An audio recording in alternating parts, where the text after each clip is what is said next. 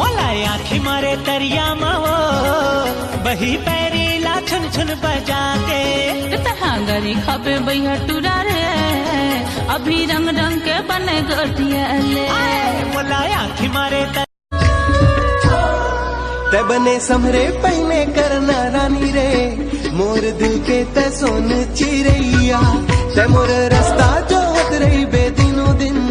आहो बन के मैं सगा मामा बन बोलबे त कल्लू बन जाऊं वो ते बोले बे तोरा पल्लू बन जाऊं वो छत्तीसगढ़ हो बे त सागा बन जाऊं वो गड़िया हो बे त ये बढ़िया बन जाऊं ते बना बे त ये उल्लू बन जाऊं वो माया माया रुन समारू बन जाऊं वो टूरी पटाए में संजू बन जाऊं वो बिहाव कर बोलबे त सल्लू बन जाऊं वो सल्लू बन जाऊं वो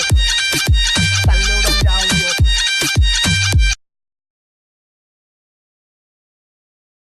ते फिर मोर चड्डी पहिरेस तोर चड्डी नो है न बे अरे ये नीला चड्डी मोर न होत कैसे कैसे पप्पू मैं का जानू बे तोर अंदर के बात ला तुला ससुरे जाए के बड़ा दुख भारी मई के मजा मार ये वो भाई मई के मजा मार ये वो भाई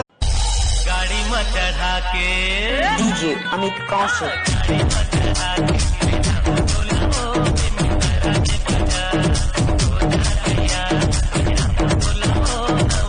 ब्रह्म भड़क के कैसे भड़क के साले तो दादा होंडा में जावा दे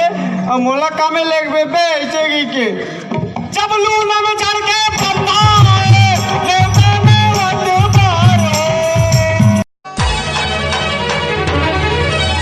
नहीं जानत रहे तोर माया हर मोर पर है पर छलहावो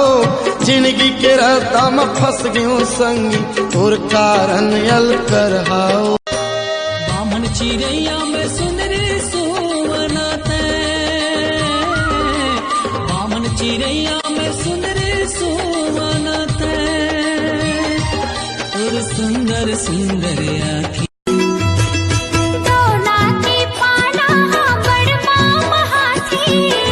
रही रही के रानी तोर सुरतया थी